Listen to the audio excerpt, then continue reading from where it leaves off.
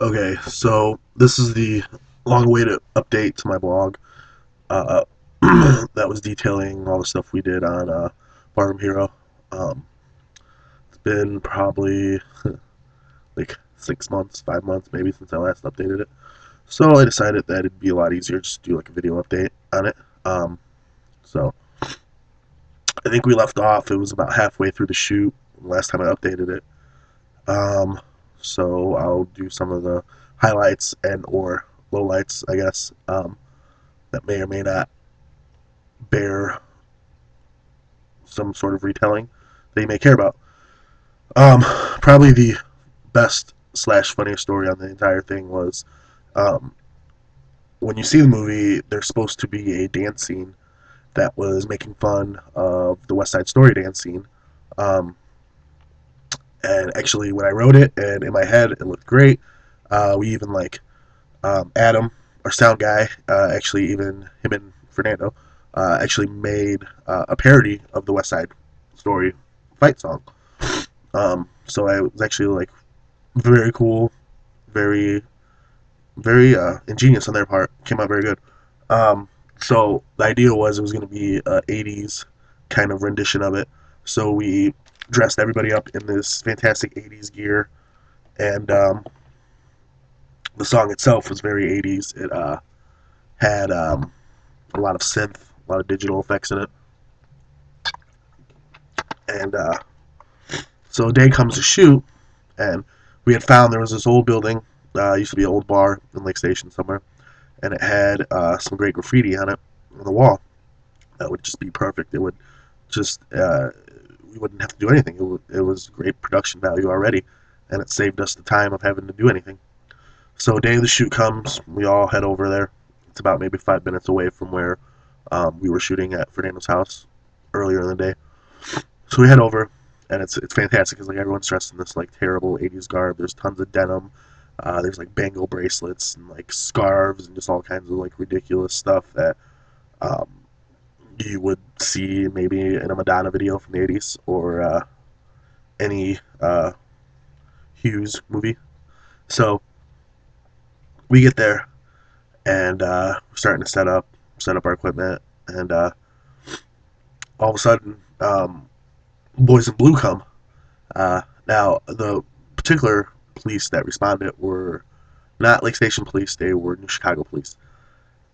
And the thing about New Chicago police are they have maybe like a 6 city block radius that they patrol, and it's all volunteer. It's a super tiny little like not even a town. It's uh, not even really a township. It's just this 6 block radius. So the guy comes over and proceeds to shut us down. He asks us, "What are we doing?" Blah blah blah. And from my experience, when I had gone to Columbia in Chicago, you could film anywhere without a permit as long as it was school. If you told them it was school related, they'd let you go, as long as you weren't really creating a hassle. Now, the thing about this place, it was shut down. It was set off from the road. There was really not. We weren't bothering anybody. It was an abandoned parking lot with a wall with graffiti on it, so we weren't in anybody's way. So I tell the guy, "Well, we're shooting something for school, class project, blah blah blah." Guy goes, well, you gotta get a permit. You can't just show up and shoot." And we're like, "All right, well, fair enough, whatever. Our mistake. No big deal." And the guy goes, "Well, I can take all your stuff." Now, keep in mind, this is over probably. We don't have all the lights, but just camera and some of the lights we brought. I mean, this is probably over. It's $5,000 to $10,000 worth of equipment. And I mean, everyone was super polite when we just said we were gonna leave. And the guy just goes, "Well, I can take it." And I'm like, "Well, why would you do that?" And he's like, "Blah blah, gives us this big trip." Starts being generally a dick about everything, and then so he's like, "Well, just get out of here." Blah blah blah. We're like, "All right." Then he goes, "Wait, give me all your licenses." And we're like, "Why?" He goes, "Well, I'm gonna run your licenses, see if you have any warrants." So we're like, "All right, fine." So he runs everyone's license. Um, so we're there another. I mean, at this point, we're like a half an hour, 45 minutes until when he originally showed up, and Then he tells, as he's running his licenses, he starts telling us, he's like, "Oh, so you're doing this for school?" And we're like, "Yeah." I'm like, "Yeah, blah blah blah." And he's like, "Oh yeah." He's like, "I went to school." He goes, "Didn't last long. Got kicked out." And I'm like, "Oh yeah, that all right, that's cool."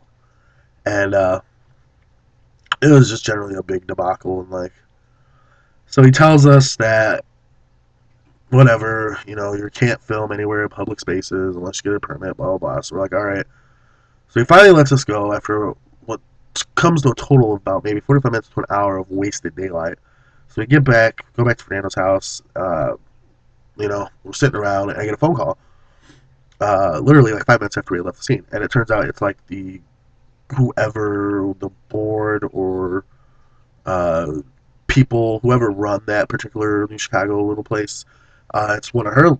It's that lady, and she's like, "Hey, I just talked to one of the officers. He told me what happened.